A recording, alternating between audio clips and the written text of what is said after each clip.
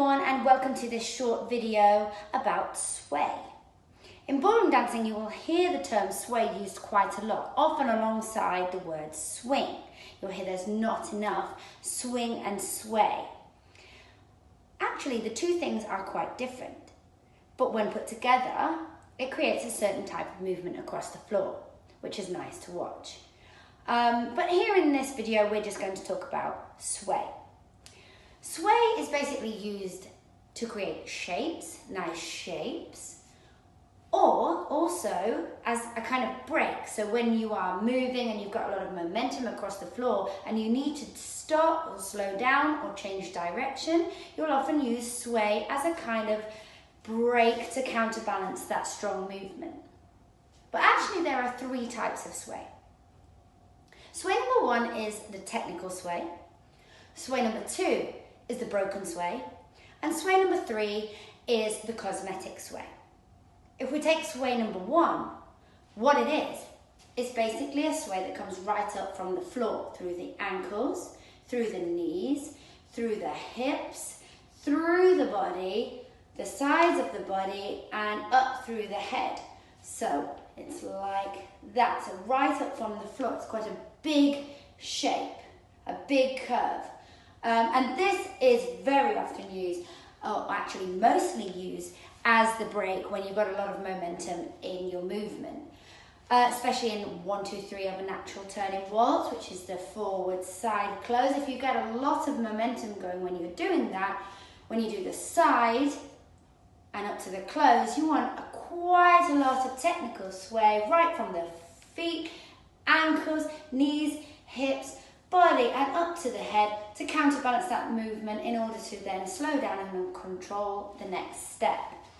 So if I take the leader's hold, which is this one, it would look like this, or this, or this. Right up from the floor. If I take the follower's hold, it will look like this, or this, or this, or this. Sway number two is called the broken sway. Broken sway is basically the release of one side of the body whilst keeping from the waist downwards, vertical, as to not lead your dance partner off balance. So for example, if we take a line called the oversway, which is this, okay, what we don't want to do is involve the hips, because your partner who is attached here will then follow that and be led off balance. We need to just keep this lower part of the body vertical, the upper part of the body then releases. So it's like a break or a release of a body. It's like if you have a tire around your center and you get something and the tire is birthed, one side releases. Now that can be like a slow release or a fast release. But this part of the body, the lower part, stays absolutely vertical and static in order to keep your dance partner in balance. So if we take the oversway, we don't want to do a technical sway because that will lead their hip off. We want to keep a strong base for them and just use the sides and the upper part of the body as a kind of release. Or if we go this way, release. So we don't lead our dance partner off balance. From the back, there. And broken sway. Or broken sway, not technical sway. From the follower's point of view, it will look like this. Same thing, release. Instead of this, it's this.